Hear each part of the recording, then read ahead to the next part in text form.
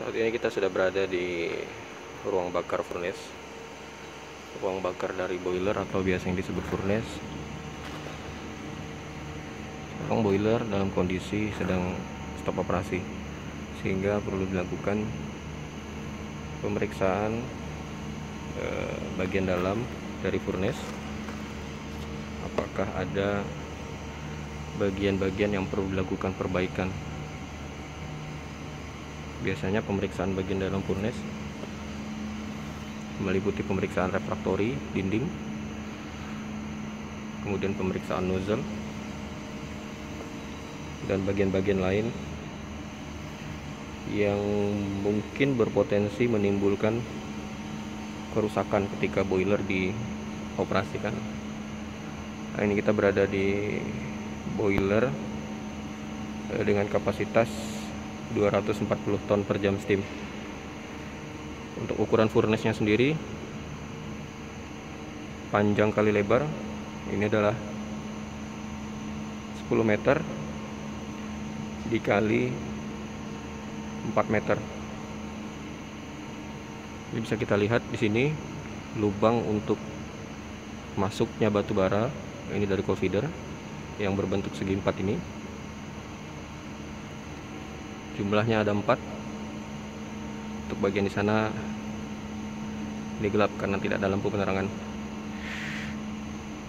Kemudian ini bagian dasar, bisa kita lihat ini adalah yang kita sebut dengan nozzle. Tabung-tabung kecil ini disebut dengan nozzle. Fungsinya sendiri untuk mensuplai udara dari primary air yang nantinya akan berfungsi untuk membubbling material ataupun bottom es yang ada di dalam furnace. Nah, ini untuk tipe boiler yang sedang kita berada di dalamnya. Ini adalah boiler CFB dengan kapasitas 240 ton per jam. Kemudian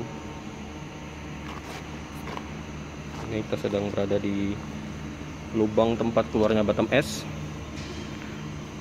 dan ini sudah ditambahi dengan pelat besi untuk mengurangi abrasi bottom es yang masuk ke slack cooler.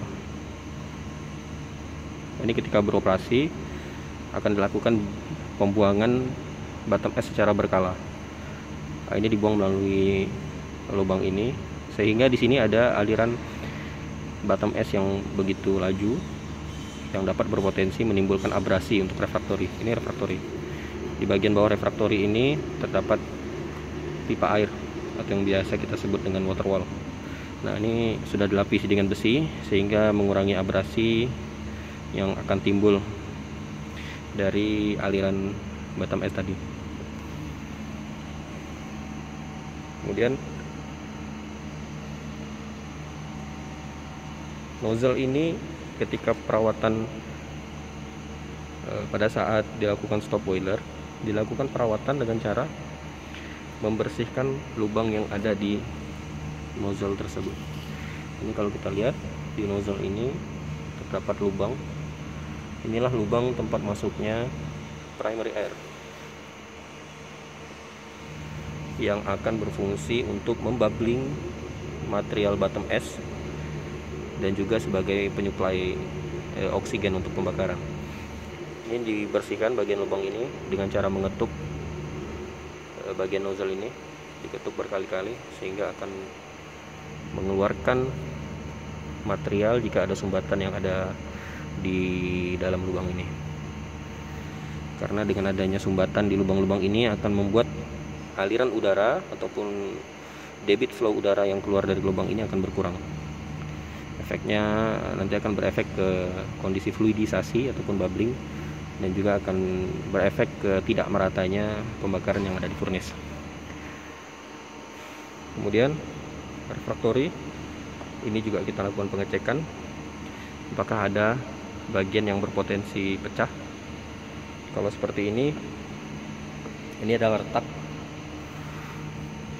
crack yang timbul karena adanya suhu tinggi.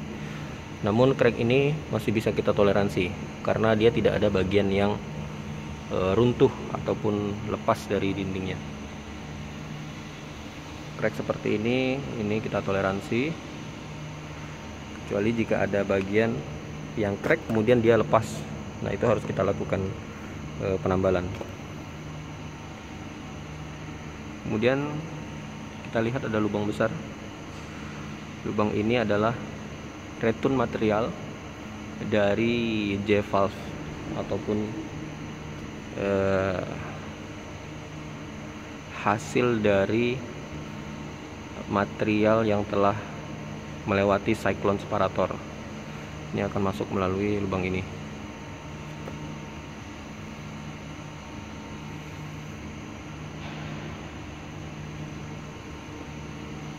Kemudian di sini kita akan melihat satu buah lubang besar lagi. Ini agak gelap.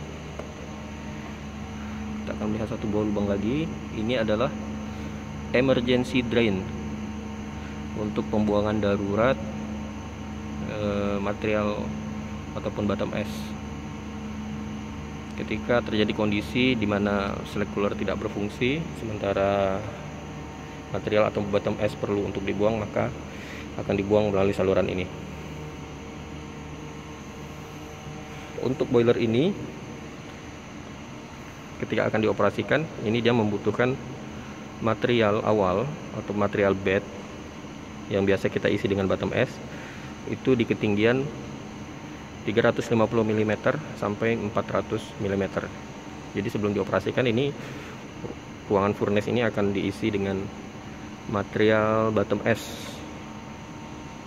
sampai ketinggiannya mencapai kurang lebih 350 mm sampai 400 mm dari dasar furnace.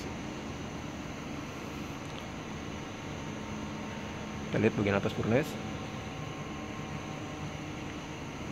Pencahayaan kurang. Mungkin sekian dulu teman-teman. Jika ada pertanyaan yang perlu untuk ditanyakan ataupun ingin disampaikan, silahkan dikirim ke ataupun diketik di kolom komen di bawah ini. Baik, terima kasih teman-teman.